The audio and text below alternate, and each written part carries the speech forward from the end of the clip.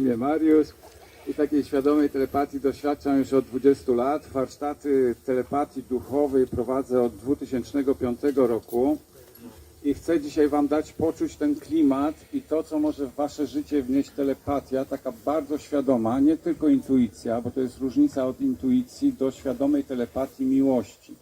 Dla mnie jako człowieka naturą źródła wszechistnienia jest bezwarunkowa miłość. I do tego się trzeba dostrajać w telepatii. Jeżeli chcemy zrozumieć ducha, powinniśmy iść i do źródła, które jest na zewnątrz, to jest mega źródło, i mikroźródło, które jest tutaj w nas. Czyli często nasza dusza, ale nasza dusza jest częścią uniwersalnej jaźni, świadomości. Ona wiecznie żyje. To nie jest tak, jak się mówi często Stwórca, który jest, czyli on by musiał mieć początek i koniec, ale jest właśnie wieczną, czystą, boską jaźnią. I to zmieniło całkowicie moje życie, postawiło, dało wiatr w żagle takiego mojej duszy, ale również to się przekłada, słuchajcie, co najważniejsze, na materię, tu i teraz. Czyli to jest, daje tą możliwość połączenia nieba z ziemią i wdrożenia tego kontaktu, tych informacji, które będą do nas przychodzić w życiu codziennym. To jest bardzo istotne, bo jeżeli ja odpłynę w medytację, popłynę sobie w bardzo uduchowiony temat, to często tacy ludzie zapominają, że trzeba zapłacić rachunki. Często tacy ludzie zapominają, że trzeba być tu i teraz dla rodziny, że trzeba wykonywać tą profesję, którą mamy, jak najpiękniej, jak najlepiej. Bo jeżeli będziemy pracować i będziemy niezadowoleni z pracy, to nie ma tej wibracji miłości. Nie ma w tym uczucia. Nie ma tego, co nas wznosi i daje nam spełnienie. I każdą pracę, którą wykonujemy, powinniśmy kochać. Obojętnie, co to jest. I to przynosi nam też telepatia. Ale też u mnie ten zew telepatyczny, bardzo taki intensywny, pojawił się w momencie ogromnych problemów życiowych. Miałem wtedy 40 lat, taki jeszcze młody wilk, biznesy, mnóstwo spraw, ale koło fortuny różnie się toczy. Przeżyłem 3 nokauty biznesowe. Żeby dać tam taki wskaźnik, zatrudniałem w topie 100 ludzi. To jest taki, żeby handlowałem z największymi sieciami w Polsce. Ale były takie nokauty, że ja nie rozumiałem, co się dzieje w moim życiu i mając te niecałe 40 lat, a dzisiaj mam 60, zawołałem do Stwórcy pierwszy raz z trzewi, rozumiecie, z wewnątrz. Boże, nie rozumiem. Nie wiem, co się dzieje w moim życiu. Wszystko robię jak trzeba, a jestem zmiatany jak i mnie nie ma. I wtedy zaczęły się dziać w moim życiu cuda. Pojawili się ludzie, dzisiaj to jest normalne, że się spotykamy na harmonii. Ja z Januszem się znam też już prawie 20 lat i na tych pierwszych harmoniach się spotykaliśmy i też na piękne imprezy i dlatego się zdecydowaliśmy wziąć udział tu w 20. jubileuszowej harmonii, żeby to też uczcić z naszej strony, bo to jest ogromny wkład włożony przez takich ludzi w rozwój świadomości i to, że dzisiaj możemy się spotykać i śmiało o tym rozmawiać. Słuchajcie, w tamtych, jak się cofniemy o 20 lat do tyłu, czy jak ja studiowałem w latach 80., to książek o rozwoju duchowym uniwersalnym nie było. Była religia i był buddyzm. I nie było opcji między tym. No owszem, tam coś się jeszcze działo, ale dzisiaj mamy niesamowitą możliwość rozwoju uniwersalnej duchowości. Bez religii, bez dogmatów, bez tradycji, czyli nie musimy się trzymać szamanizmu sztywno, tak jak ja podróżuję po świecie i rozmawiam z wieloma i spotykam się z wieloma szamanami i oni mówią mi: Mariusz, ja muszę trzymać tradycję. Jestem kiperem, podtrzymywaczem, ja nie mogę się wychylić w bok. Tak jak mnie uczyli od 1000 lat, to ja to przekazuję. A my w tym współczesnym szamanizmie jesteśmy wolni. Możemy wychodzić ponad tradycję, możemy wychodzić ponad religię i możemy wychodzić ponad naszą świadomość ludzką i stykać się z boską jaźnią. I dzisiejszy ten warsztat właśnie ma to na celu, żeby przybliżyć wam, jak to robić świadomie. Czekaj mnie tutaj ja tak chcę być bliżej was, bo z reguły warsztaty są takie, no tu blisko, w kole, wiecie, razem, a ten drut mnie tutaj zatrzymuje. I chcę wam właśnie to pokazać, jak ja tego doświadczyłem, jak się tego nauczyłem i wszystko, co wam tutaj będę dzisiaj przekazywał, to jest moje osobiste doświadczenie. Ja jestem praktykiem i też robiłem te biznesy, mówię, czuję, idę i robię. Nikt nie uczył, słuchajcie, za komuny, jak się robi biznesy. Tak? Nikt nie uczył, jak to się wygląda. Owszem, byli, ale to nieliczni. I to samo poszło u mnie w duchowości, że jak ten zew się odezwał, to ja nie wiedziałem, co się w duszy dzieje, tylko szedłem za tym. 90% nie rozumiałem. I pierw doświadczałem, a potem dopiero przychodziła wiedza. Dlatego ja chcę was dzisiaj też zaprosić do bezpośredniego doświadczenia. I to, co jest w telepatii, to trzeba sobie uświadomić, że jeżeli mówimy o telepatii serca, o telepatii miłości, to miłość jest prosta. To jest pierwsza rzecz. Miłość jest prosta. Miłość kocha. Miłość wibruje. Miłość wie. My nie musimy mieć wykształconych zdolności. My nie musimy być kimś wyjątkowym, żeby doświadczać telepatii. Żeby doświadczać takich rzeczy. Słuchajcie, ja jeszcze się, jak mnie ten zew duszy pociągnął, uczestniczyłem w wielu warsztatach, gdzie dostałem solidną wiedzę energetyczną. Skończyłem bioenergoterapię, pokończyłem kursy naprawdę u bardzo fajnych ludzi, ale to zawsze było uzupełnienie tego, co się działo, albo otworzenie mi kolejnego miejsca. Jak ja szedłem do prowadzącego i mówiłem, no fajnie, zrobiłem 1, a kurs 7-stopniowy, a ja doświadczyłem to i to. On na mnie patrzył i mówił, to jest na 7. To jest niemożliwe. A ja mówię, ale ja to doświadczyłem, ja ci nic nie mówię, ja nie wiem, co jest na 7. I to mi pokazało, że bezpośrednie doświadczenie, bezpośrednie prowadzenie ducha jest bardzo istotne. I u mnie się odezwał prywatnie, również u mojej żony obecnej, wtedy nie była jeszcze moją żoną, to też powiem, że to są też rzeczy, które przynosi duch, zmiany. Ale u obecnej żony tak samo się otworzyło i odezwał się zew pracy z Matką Ziemią.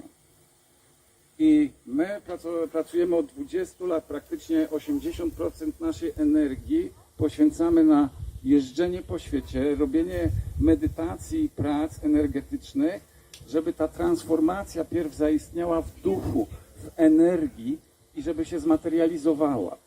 I tutaj trzeba też spojrzeć na pewną filozofię, jak patrzymy, jak jest przebieg materializacji. Żeby to zrozumieć, to trzeba sobie tak pomyśleć, dobra, jest wszechduch. On ma naturę miłości, czyli w centrum jest zawsze bezwarunkowa miłość. Ona tworzy świat duchowy. I ten duch, świadomość rozpoznaje to, w związku z czym tworzą się pola mentalne. Czyli myślimy, przemyśliwujemy. To się zagęszcza, pojawiają się uczucia, pojawiają się emocje, to już jest gęstsza energia, ale ciągle nie to, co my nazywamy materią. Jeszcze nie ma ciała. Nasza emocja nie ma ciała. Nasze myśli nie mają ciała. Bo myśli wiemy, że nie są w głowie, tak tutaj, tylko że krążą wokół nas, są w ciele, są na zewnątrz. I jak to się zmaterializuje, to wchodzimy w sferę rzeczywistości tej materialnej, którą my widzimy. I to wiemy, że dzisiaj materia to jest, tak jak tu stoimy, więcej powietrza, eteru jak materii. I to wraca do ducha, żeby to przerobić i skorygować, co poszło dobrze, a co się nie udało. I to jest nieustanna droga, nieustanne doświadczenie poprzez uniwersalną jaźń, boską jaźń tego, co się wydarza. I my jesteśmy częścią tej jaźni. I z poziomu takiego fizycznego patrzymy na siebie, jesteśmy materialni, ale słuchajcie, jesteśmy złożeni z atomów. Atom, wyobraźcie sobie, że to jest jądro atomu, to gdzie jest elektron? 1,5 kilometra stąd. Przy tej wielkości, czyli gdzie? Pustka. Czyli my, twardzi, tak naprawdę jesteśmy tylko 0,04% materialni. Cała reszta jest niematerialna. Czyli jesteśmy energią, jaźnią, która ulega pewnej modyfikacji. I teraz musimy zrozumieć język tego, co jest wszechobecny. Ale on jest bardzo prosty. Miłość jest prosta. Kocha. W związku z czym każdy z nas jest telepatą. Nie ma tu ani jednego, kto by nie był telepatą. Kto doświadczył intuicji mocnej takiej, że wiedział? No podnieście rękę. Komu się to wydarzyło? No, proszę bardzo, w większości, tak? Czyli zobaczcie, wiecie, jak to funkcjonuje. Teraz tylko chodzi, żeby nawiązać dialog świadomy. I teraz trzeba sobie uświadomić, jak przemówi do mnie miłość. I sobie pomyślcie teraz, jak myślicie.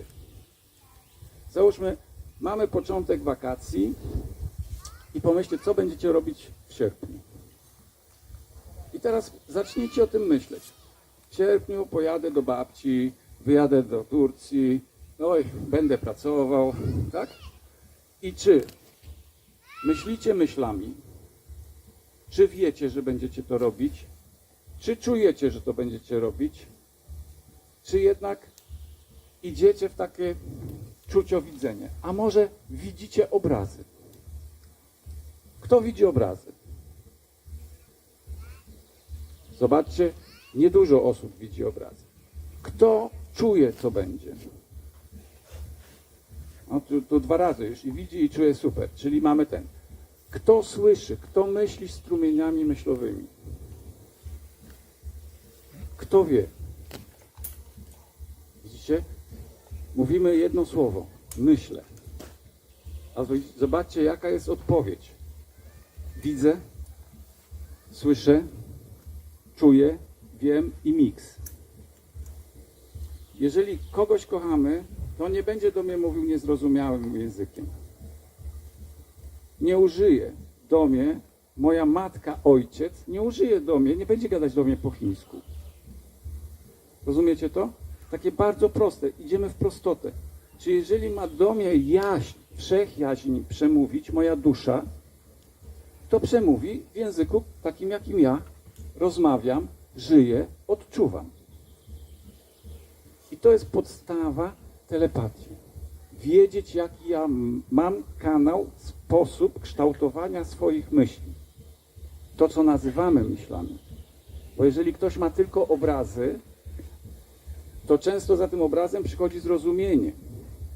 Czyli mamy i jasnowidzenie, i jasnoczucie, jasnowiedzenie.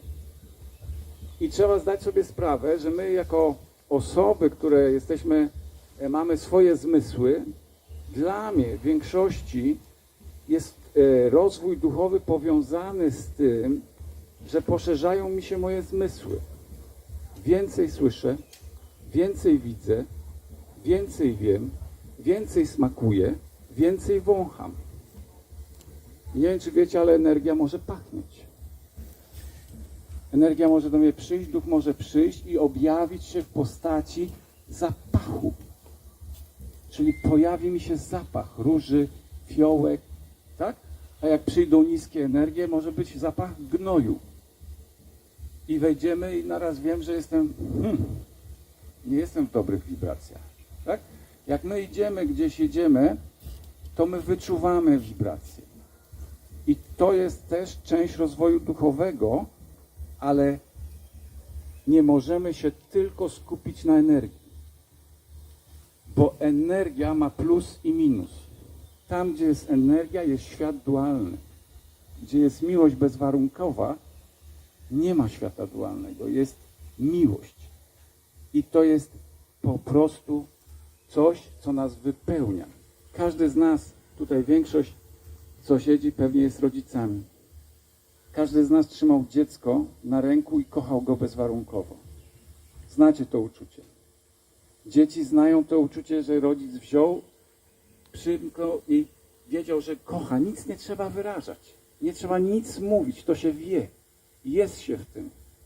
I taką relację powinniśmy nawiązać z źródłem wszechistnienia, ze swoją duszą. Ale mamy dużo kodów religijnych, matki, ojca fizycznego, bo tak naprawdę jest tylko jeden matka, ojciec. To jest jaźń, boska jaźń. Nie ma innej, bo inaczej jest dualność. I w tym momencie my dążymy z świata dualnego, w którym jesteśmy, czyli z tego, który został wykreowany i jesteśmy emanacją źródła, które wcale nie chce tak robić, żeby nas karać, tylko nas kocha. I będzie do nas przemawiał naszym językiem indywidualnym. Słuchajcie, nie ma złotej reguły na to, że telepatia to sobie wyuczymy sobie tak super. Każdy doświadczy tego inaczej. Ja 20 lat rozwijam telepatię i jest takie powiedzenie, im bardziej w las, tym więcej drzew. Jest coraz trudniej. Będzie łatwiej, będę myślał, że znam las, ale potem będę musiał się uczyć, w buszu żyć. I to jest, ja to nazywam telepatią szerokopasmową, ale na początku pójdzie właśnie proste doświadczenie, czyli teraz, zobaczcie, posłuchaliście i sami jak myślicie. Kto jeszcze tak sobie tego nie uświadomił, albo sobie myśli, nie wiem jak to będzie, czy w ogóle coś do mnie ktoś odpowie, czy moja dusza do mnie przemówi, czy Stwórca, obojętnie jak nazywacie, tak? Tak jak to czujecie, tam gdzie się czujecie bezpiecznie, bo to jest też bardzo istotne, żeby wejść w ten kontakt bardzo bezpiecznie, miękko. W związku z czym trzeba sobie ten temat wyobrazić, poczuć i pozwolić sobie na dziecięcy umysł.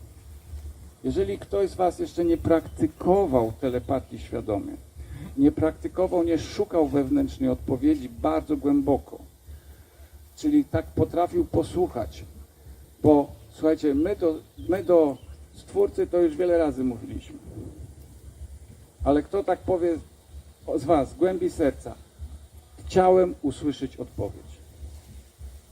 Czy dzwoniliśmy do Stwórcy, żeby nam załatwił sprawy?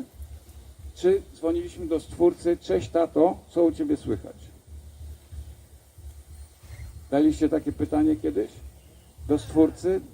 Do tego, w co wierzycie? W to, co patrzymy? Co u ciebie słychać? Chcę cię usłyszeć. Bo ty wiesz, co u mnie słychać. Ale ja nie wiem, co u ciebie słychać.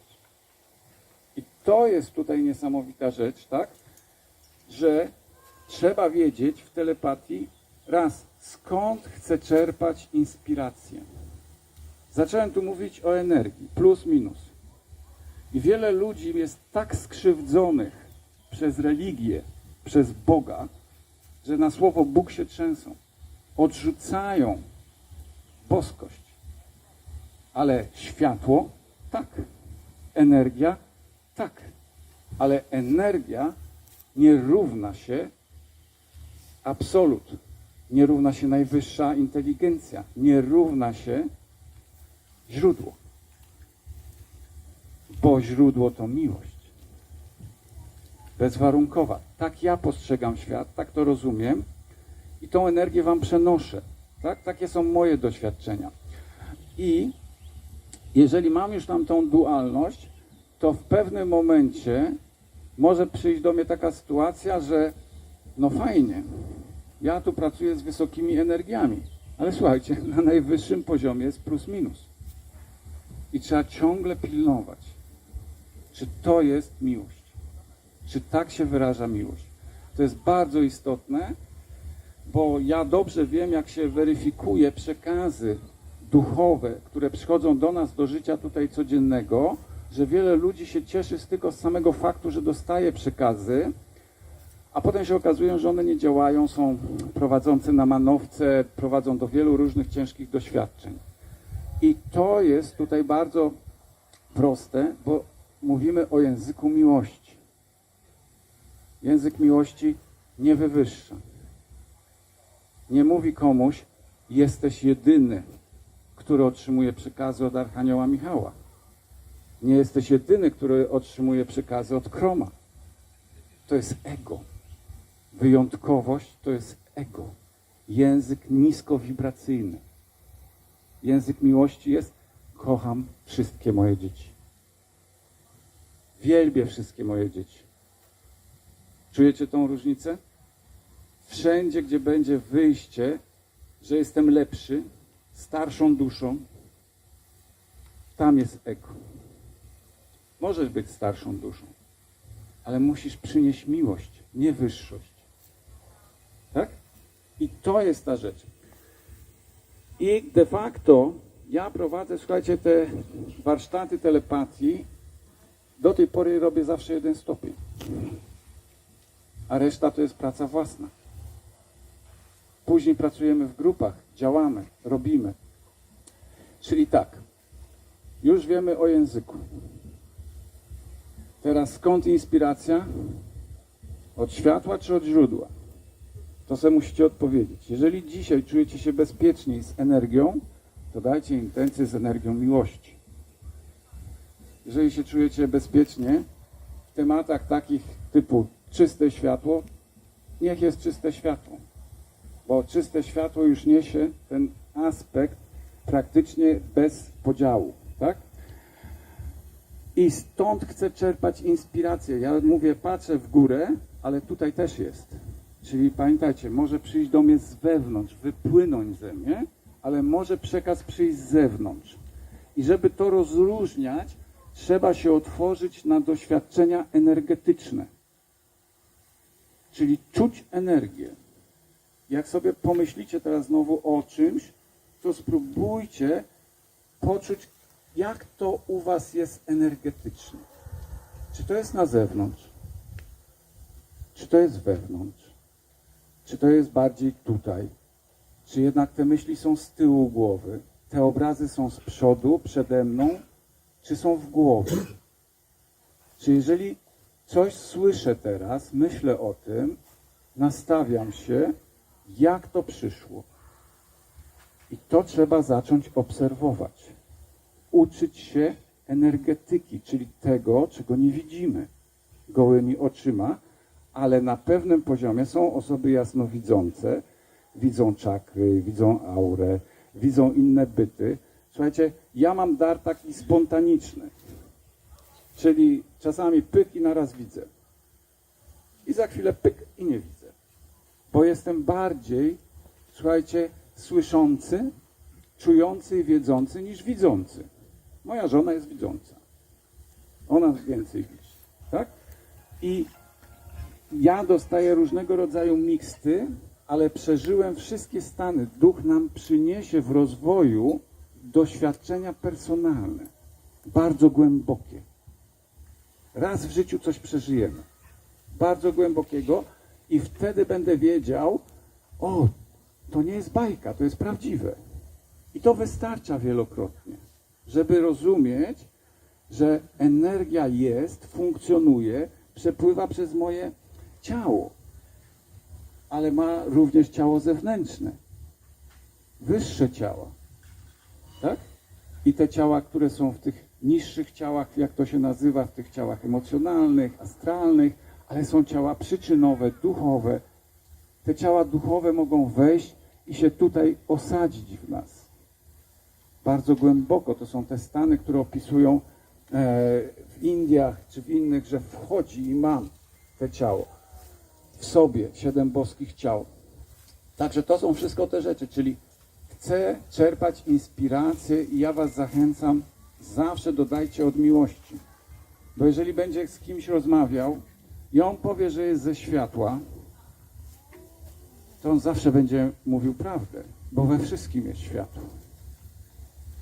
W najgorszym człowieku jest światło.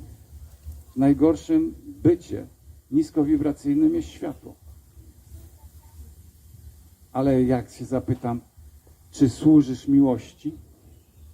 Czy żyjesz miłością? Rozwijasz się dla miłości? Bo uniwersalne prawa wszechświata nie pozwalają na kłamstwo na wysokich poziomach energii. A jeżeli ktoś będzie kłamał, to ja się nie muszę tym przejmować. Od tego są uniwersalne prawa i siły wszechświata. Ja tego nie muszę zamiatać. Nie muszę się bronić. Ja byłem na wielu kursach. Stawianie luster, ścian, wszystkiego. Czy miłość się zakopuje i broni? Miłość wychodzi i kocha.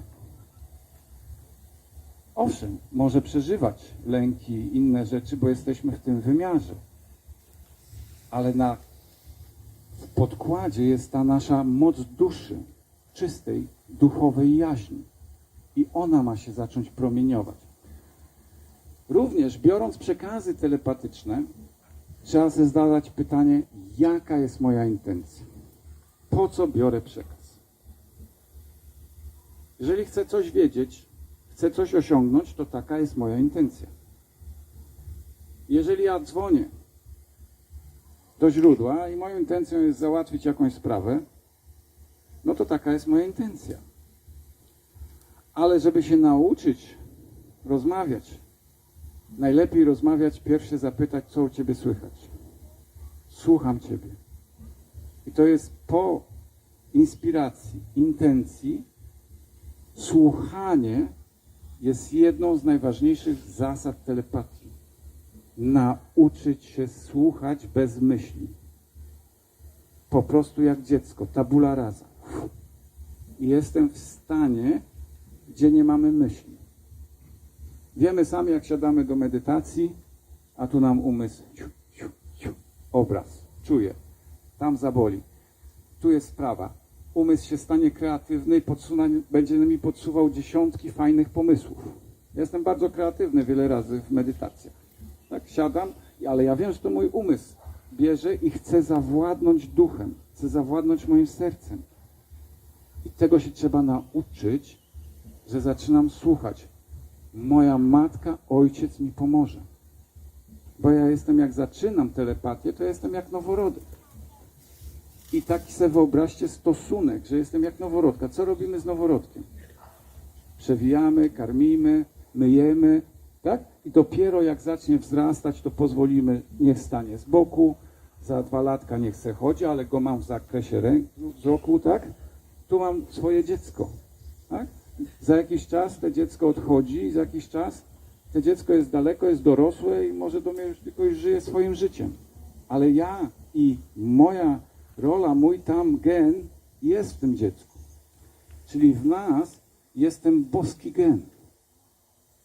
I z nim mamy się zintegrować i nauczyć go słuchać. Bo jak będę potrafił usłyszeć, to będę mógł to wdrożyć w życie. I wiecie, słuchajcie, ja byłem zawsze zajętym człowiekiem. Mam roboty zawsze nieprzerobione, nawet dzisiaj. Nawet jak się zajmuję duchowością. Jestem wiecznie w wielu projektach i ciągle mam roboty i muszę uczyć ustawiać te priorytety i działać praktycznie to, co jest ważne. I w tym mi telepatia też pomaga, bo mi pokazuje, gdzie są projekty, które są niepotrzebne, mniej ważne, a tam, gdzie są naprawdę istotne. Czyli mamy już umiejętność tego wiedzieć, że muszę się nauczyć słuchać. I teraz sobie przypomnijcie, jak wy reagujecie, jak rozmawiacie z ludźmi. Czy ich słuchacie, czy w międzyczasie się zaczyna wewnętrzny dialog? Ten pół zdania, ja już mam odpowiedź. Ten 2 zdania, ja już mu przerywam. Tak? Czy jednak umiecie tak słuchać człowieka drugiego, że nie macie myśli? Ktoś przeżył takie stany, że ktoś mówi, dajcie znać, czy przeżyliście, ktoś do was mówi i praktycznie nie macie żadnych myśli. Słuchacie i wiecie. O, parę rąk, super. To i tak jest bardzo dobrze. Czyli mamy już głębokie stany umiejętności bycia w słuchaniu, tylko i wyłącznie w słuchaniu. Tym osobom powinno pójść łatwiej. Tak? I teraz zrobimy takie bardzo praktyczne ćwiczenie. Bardzo proste. Jeżeli ktoś ma długopis, kartkę może sobie wyjąć, jeżeli nie, to słuchajcie, postarajcie się zapamiętywać, po prostu poczuć to i jak pójdziemy z tym ćwiczeniem. Ja będę mówił pytania z przekazu to też muszę otworzyć, żeby przepłynęły przeze mnie pytania. One są proste na początek. Na zasadzie tak, nie, prosta odpowiedź i słuchajcie tej odpowiedzi. To nie jest medytacja. Bo jeżeli my rozmawiamy z kimś, to co, my wchodzimy w medytację? Nie? Nie. To ma być świadoma rozmowa, w związku z czym postarajcie się nie wchodzić głęboko w takie jak w medytację od razu i zapaść się, tylko pozwolić sobie mieć półprzymknięte oczy, bo rozmawiamy o świadomej rozmowie. Rozumiecie? Czyli ona musi się odbyć